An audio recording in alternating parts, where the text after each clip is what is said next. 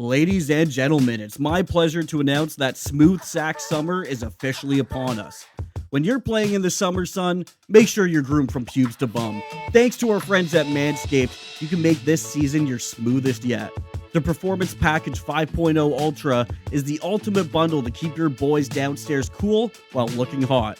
Join the 10 million men worldwide who trust Manscaped with our exclusive offer. Get 20% off and free shipping when you go to manscaped.com and use code THPN. The Manscaped Performance 5.0 Ultra has everything you need to prepare that summer bod. Inside this package, you'll find the star of the show, the Lawnmower 5.0.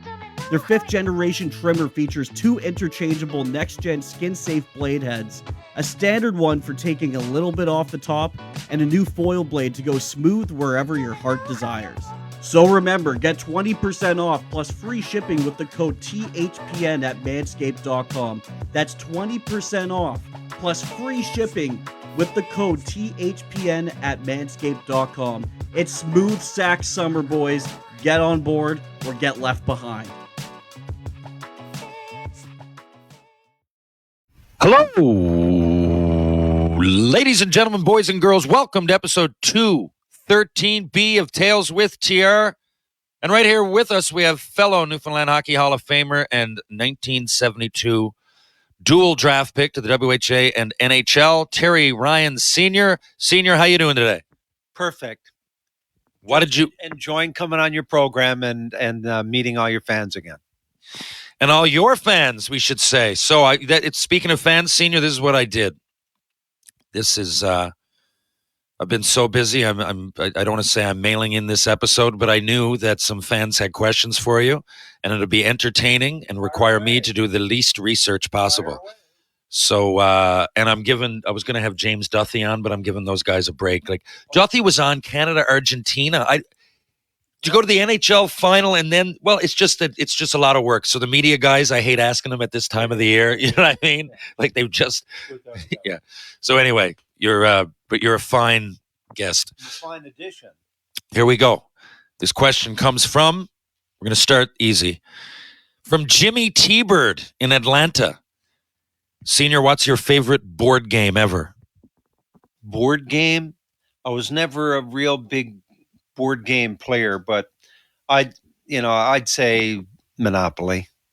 I do enjoy playing Monopoly, and I sort of fell out of favor with it. But when it first came out, I played it a lot because it was based on knowledge, which I love.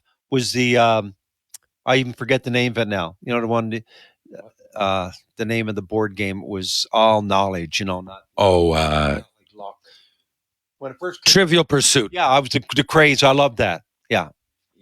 Haven't played it in a long time, but that's like, it's knowledge. I like anything that's knowledge and not based on a roll of the die, you know. True enough. That is, I haven't played that in like 20 years either. That was the big thing for a while. Every year. Oh, it was huge. Okay, now, music right off the bat. A lot of people like your music takes, and a lot of people are curious on what you think of certain bands. I get a lot of 60s questions. I want to give a few that you have done, but a few that, because I'm older, that fell through the cracks that should have been huge hits, were maybe minor hits at best, but should have been much bigger. I'm going to give a few of those. I played a couple for you. Wait. Yeah, but you got to answer the question first. You don't know what the question is yet. Okay, go ahead. So you can give a few at the. On my own. Give it. Yes, you did. Give us at the end whatever your recommendations are for different stuff. Right now. Now I'm in a mode. By the way, look at this. What I bought the other day. A little bit of Pet Sounds. So Overrated, I think. I love it, Senior. I love it. And it is, but it's not. It's up there. Like the last I looked, and the changes I know, but Sgt. Pepper was one. This was number 2, and I'm thinking, Pet Sounds. To me, it's like it shouldn't even be in the same room as. So for those that don't know, I'm talking about Pet Sounds. So now, first of all, this question comes in from Charlie in Ohio. Okay, he just said, "Why is Pet Sounds so good?" So regardless if you think it's over, it's still one of the best albums ever. I mean, come on. And then wouldn't it be nice? I really like God Only Knows is a masterpiece. Uh, I don't think you listen to the rest of it, though. Like Caroline, no? Yeah, it's all right. It's all right. You still believe in me.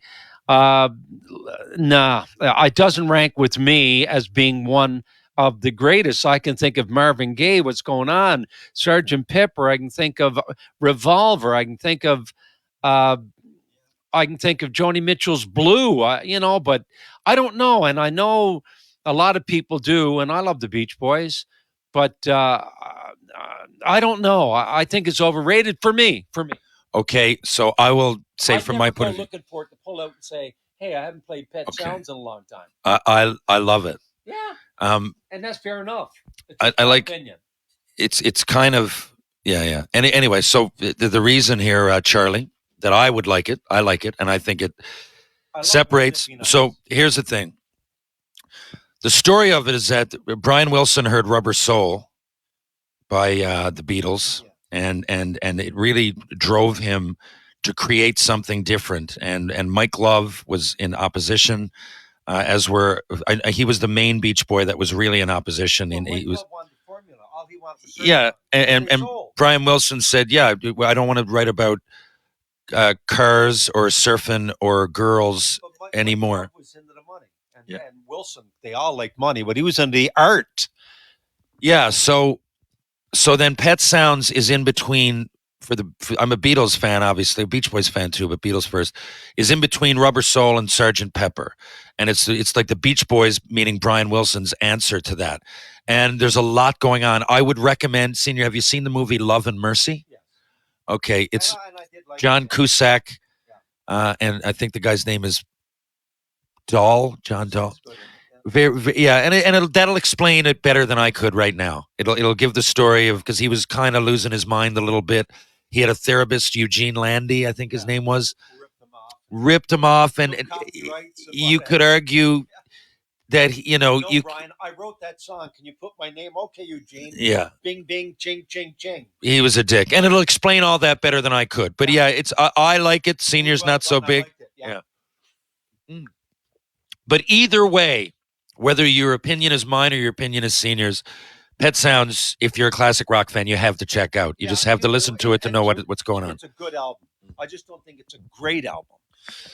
Okay, best book you're reading right now. Frank from Dayton, another one from Ohio. Wow, used to play against the Dayton Gems when they won the International League. Loved Dayton. Used to love going in there, be quite honest. I played against the Dayton Bombers, and I told you I met Paul O'Neill at a John Mellencamp concert. Yeah. No, they were called the Dayton Gems. They were the Washington Capitals Farm Club. They won the championship, and at least half the team went straight to the NHL. Tommy McPhee, the coach, Stan Jonathan was loaned out by the Bruins. Gordie Lane went to the Islanders, won 4 cups. They had a real good team. We had a good team too, but they beat us in 6, double overtime. Okay, which is a great story, but it didn't answer the question of what the best book you're reading right now. Well, as you know, I read a lot of books at the same time. So I don't know if I could even explain it to the general public how many. It's just his room is filled with books. Yeah. I'm reading one that's really interesting about the Balco scandal. Barry Bonds is called, I think the name is Shades of Grey, and how Bonds and Marion Jones and all the top athletes got connected to this guy in San Francisco and brought them all down. They're all pariahs now, and he went to jail anyway. And a biography of Elvis Presley, the history of rock and roll. I read a bunch. I'm eclectic, but I enjoy doing it. I have no one particular author that I follow because I don't read fiction.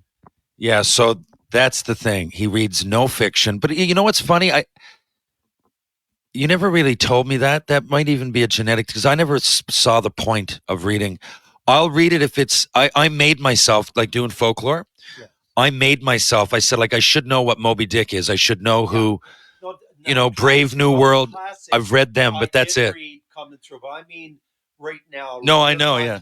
Like if I go to the bookstore and there's like a brand new, I don't know, Stephen King, or I respect it, but I'm like, I'd rather learn about, like you said, Barry Bonds, or because it's knowledge you can take with you kind of thing. It's a weird we look at it the same way. Maybe a lot of people do. I don't know. There is something to be said, though, for reading fiction. I'm just not into it. I'm not condemning it at all. Some people love it. Like my uncle had every Louis L'Amour, and I never. And I think I love Western things, Western novels. But my Uncle Oliver had every single one that he put out, but I never ever read one. But I think if I read one, I might get hooked. But yeah, he was into that, and good for him. Dawson Deek from Parts Unknown wants to know your opinion now. One baseball player, the best ever, whatever way you want to break that down. If you think defense is more important than offense, if you think home runs are, who would you pick? The number one ball player ever? Well, I mean, I'm a Mantle fan, Yankee fan. I think Mantle, although he got hurt, tore his legs up, had the ability to be the greatest ever, but the booze and the late night scene, he still hit 536 and one of the greatest. But I don't know how you can get by without saying is Babe Ruth. I don't, he saved the game. He was the greatest pitcher, World Series pitcher, and he went in every fourth day to hit, and he was so good they said, Babe, we need you, stop pitching, and he saved the game. So I got to say Babe Ruth. I just read his book again. That, yeah, and I know it's a long time ago, but when you compare, from one generation to the next era to the next, and you find out he was so far superior. Yeah, that's the thing. Like he hits 61, and that's more home runs than all the teams combined. What's that about? Number two, for all of those years, no one had 20 until one guy came along. So how extraordinary. Yeah. That just says it all to me. To me too. So put him for those in today's setting with today's attitudes and today's exercises and whatever, and I think everything is relative. He's still the greatest. He would adapt to it and become the Babe Ruth of now. I often say it's relative dominance. Yeah. Right? You gotta look at it. It's just like people same thing with Gretzky in hockey. Same thing with Gretzky. I don't care if 50 points wins or 250 wins. Transcend the game. If you win the scoring that many times in a row, did you know? 16 seasons in the NHL straight, it was only Lemieux or Gretzky that won the scoring. I didn't know that. For 16. And if it wasn't, and then Jagger won one, and then it was Lemieux again. Boom, boom. I feel bad for Stevie Eisman because get them at Dwayne, he wins 6. But that era had so many great players. It really did. And I looked, what stands out, and I know people look back and they say, well, the goalies, but I'm like, yeah, but you could hook and hold, and there was a red line. But regardless of all that, I looked. If you look it up, say goals per game NHL, it's like half a goal more now. Or sorry, then it wasn't like I was expecting to see average goals per game were like 4 more back then because that was like half a goal. Yeah, that's all. Yeah. People just but Lemieux and Gretzky, and of course Hull, and there was Solani at 76 one year. Yeah. But still, there's something to be said about the greatness of those players. Like and when Lemieux and Gretzky, 1 year Gretzky I think at 215, Lemieux 199, missed 4 games. Yeah, exactly. He had 89 goals. He missed 4 games. He did. Gretzky's record's 92, and he could have broken it. And well, if you're basing it on the odds and his goals per game, he would have broken it. Lemieux, until he came back the last season and he played with Crosby, he was just playing every second. Until then, he had the most points per game ever. Now him and Gretzky are virtually deadlocked. Yeah.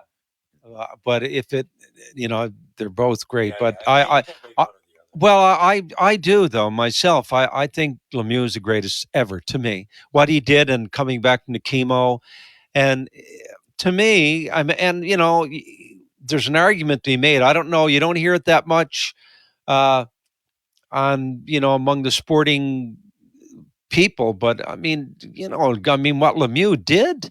He only played like if you took out like 8-9 years and got 650 goals or whatever. And just a beauty. He was And the ballet on skates, it was just so beautiful to look at.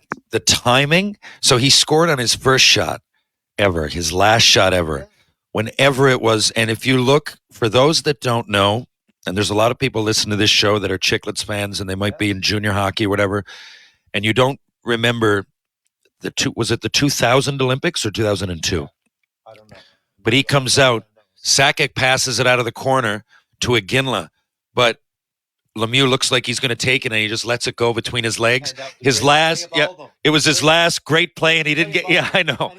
Everyone in the arena psyched out because they said, "What?" And it led to the goal.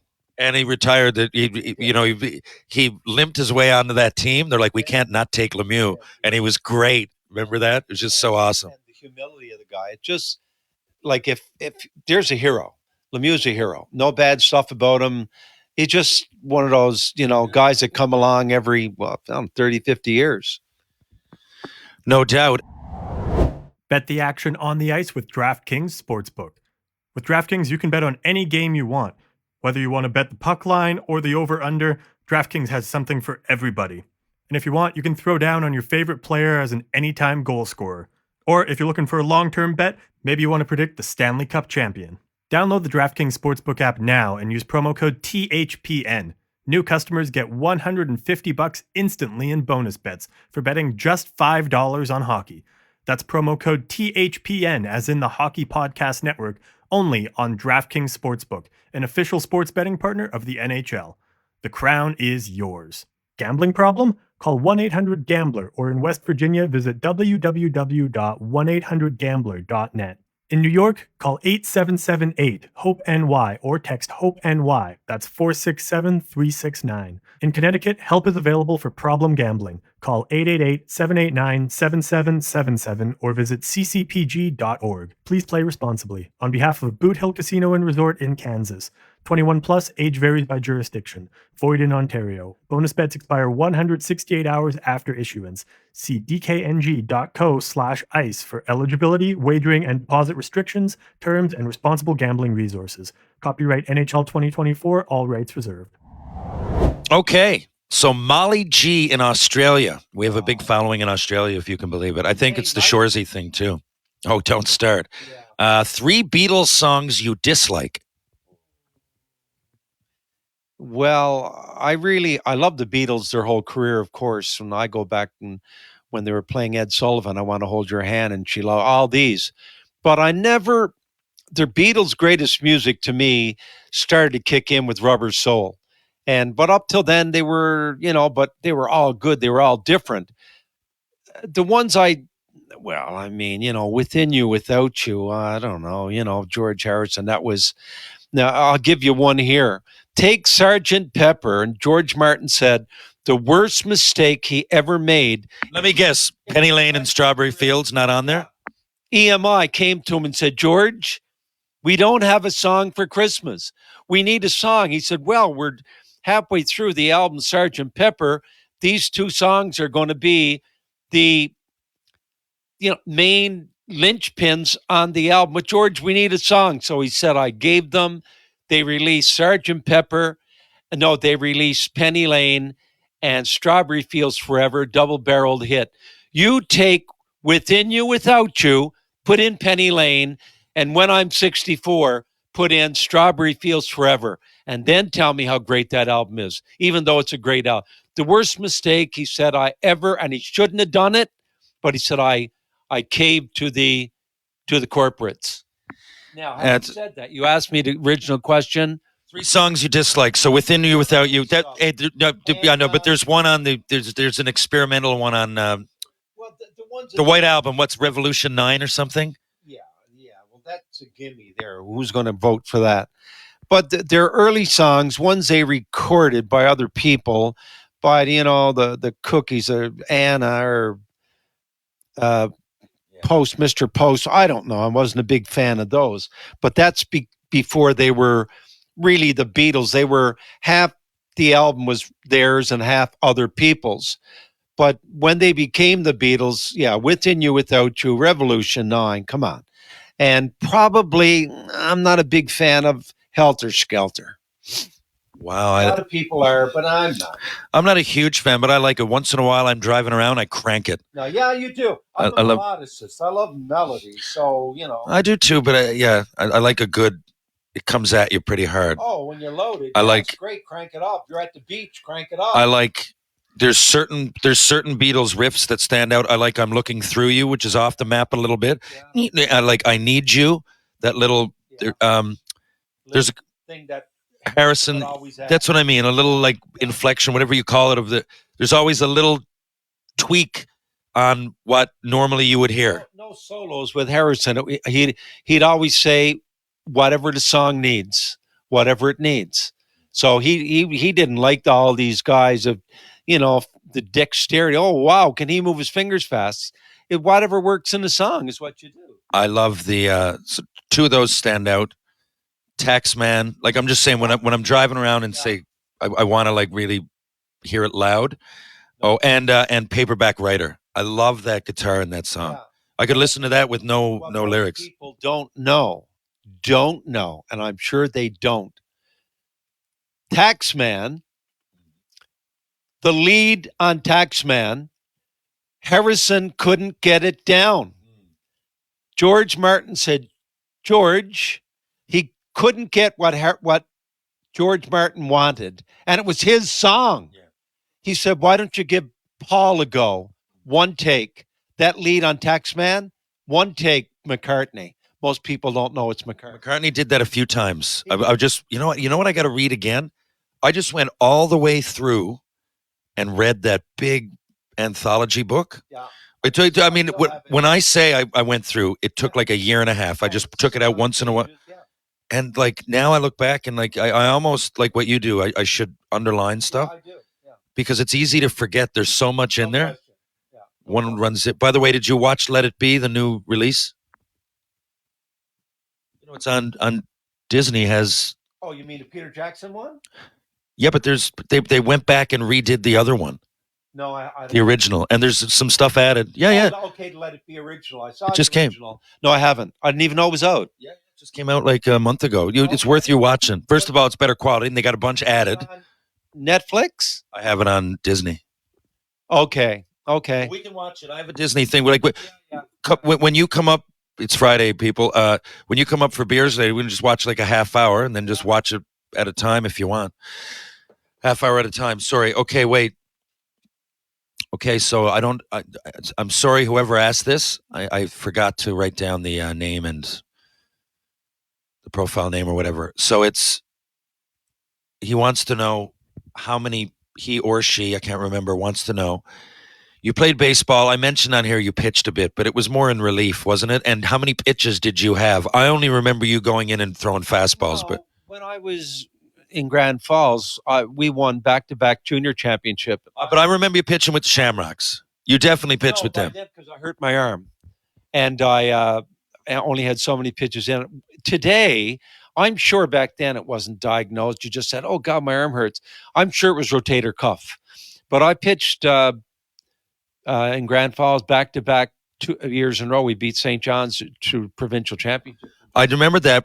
I remember. And I became a reliever because I had to throw less pitches.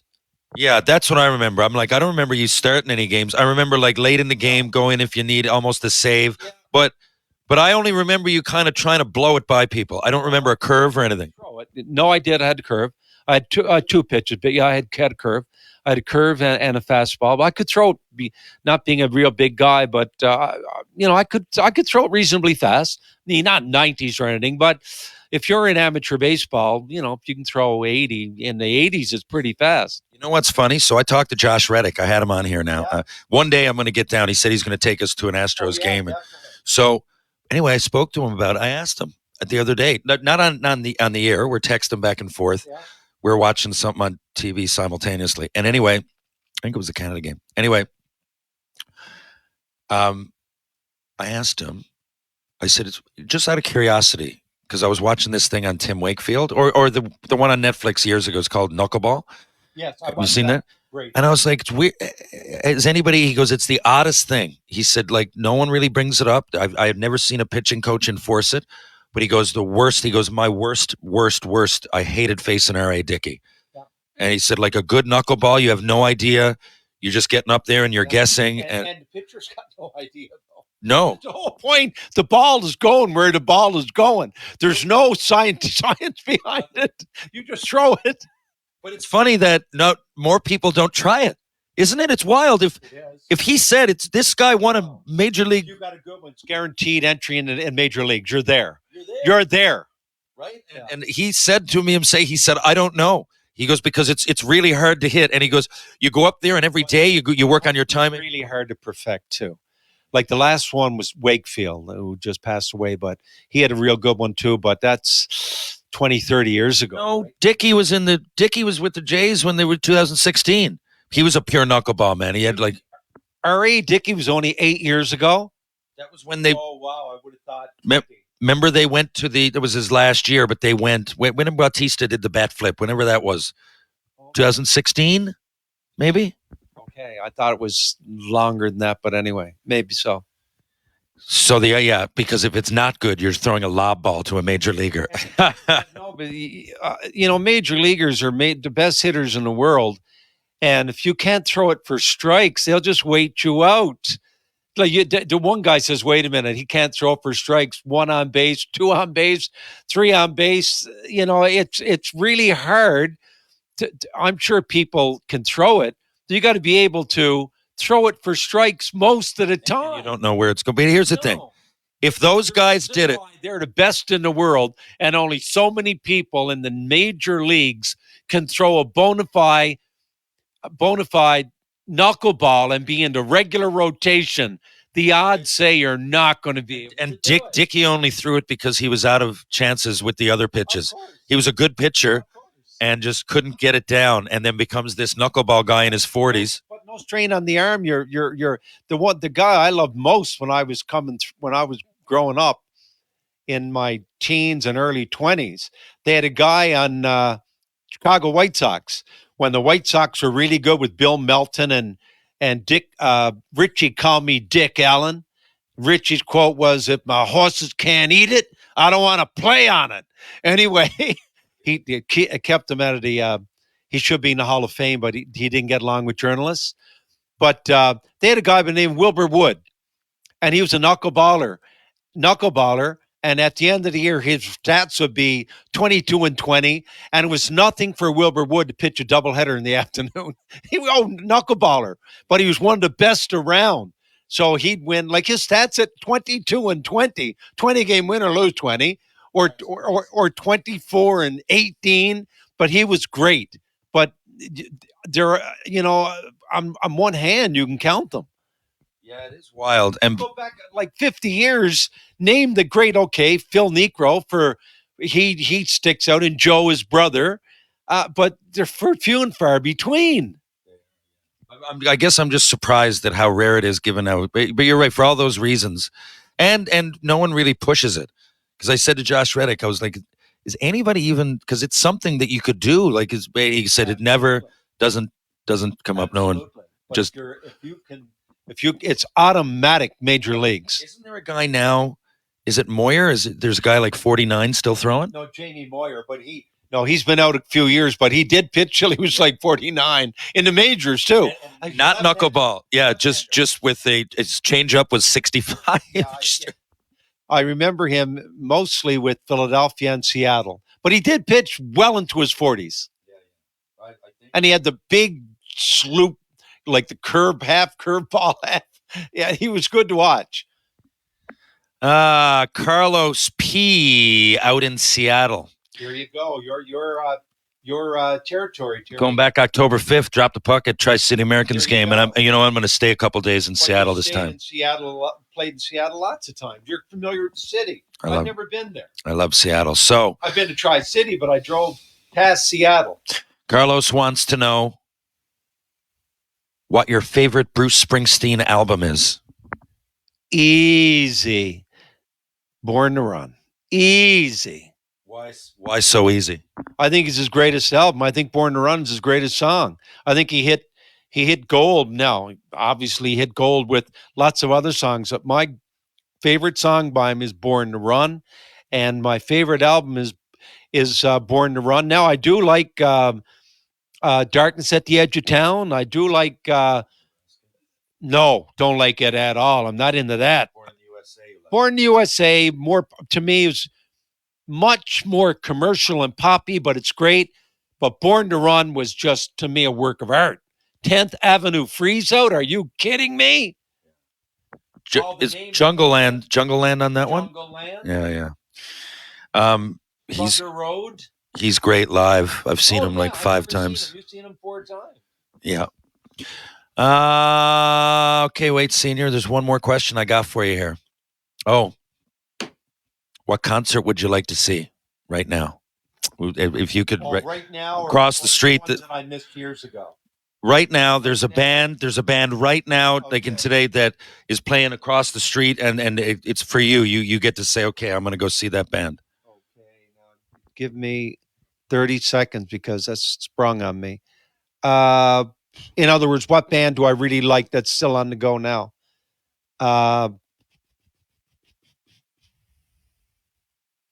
It's a hard one for me because I'm sort of in the past.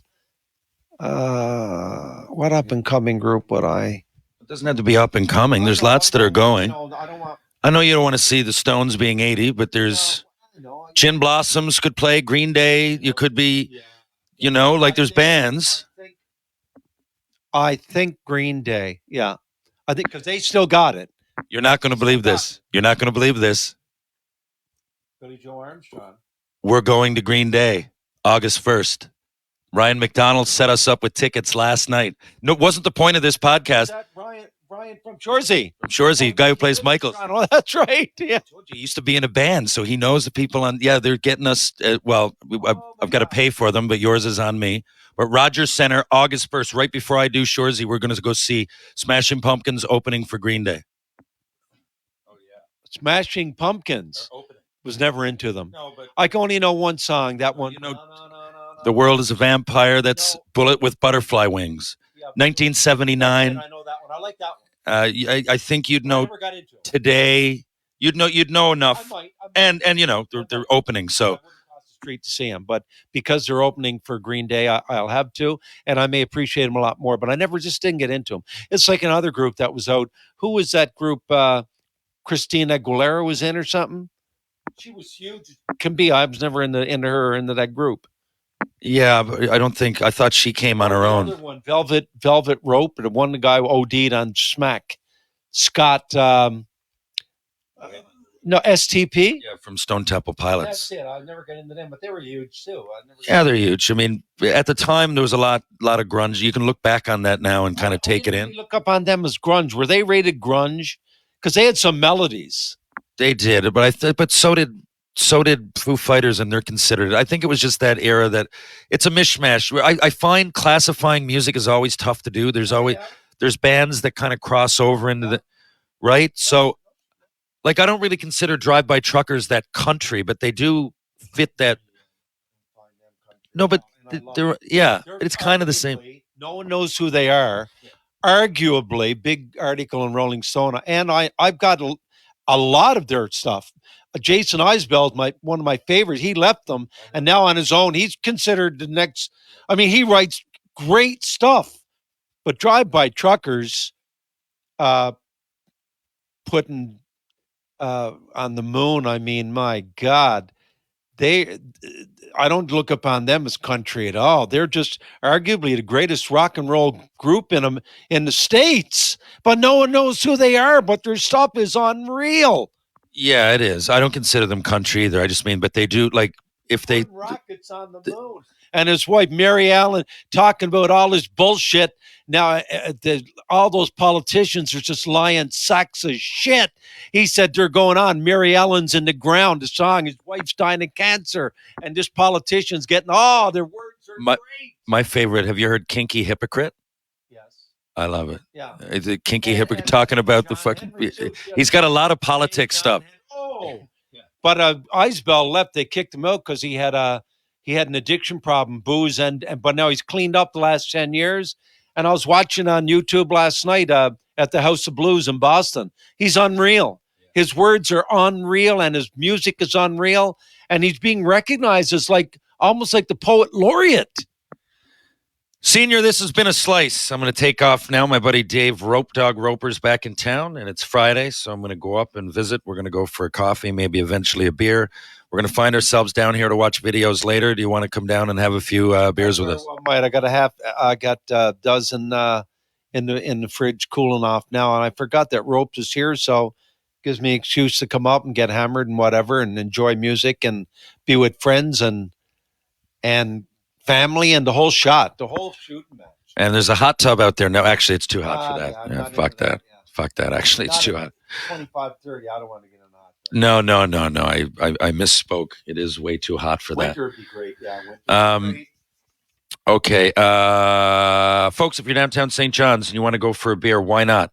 Go to Trinity Pub, TJ's Pub, Rob Roy Confusion, the Martini Bar, Green Sleeves, or, of course, the Bull and Barrel. If you're going to go for a bite to eat, why not go to Blue on Water or Loose Tie? Check out Loose Tie, the best new restaurant in the city.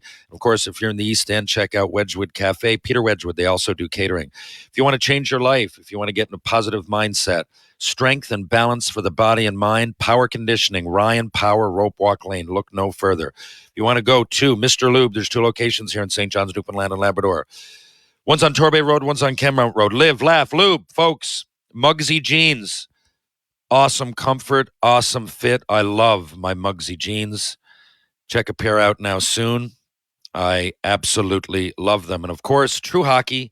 Take what's yours. Pitbull Pain Relief. Pitbull Pain Relief. The pain sticks that just don't quit. Go to pitbullpainrelief.com and see what all the fuss is about. Yes, and True Hockey, take what's yours. Thanks to True and everything you do. Those 3 songs I'm going to name for the get that fell through the cracks, one-hit wonders almost. One, it's called Driver's Seat by Sniffin' the Tears, a group out of the Netherlands, believe it or not, but they're English. Number 2, Next Plane to London by a group called Rose Garden, one-hit wonder. And number 3, more poppy but very harmonious, Will You Be Staying After Sunday by a group called Peppermint Trolley. Straight out of the 60s, flower power, you'll love it.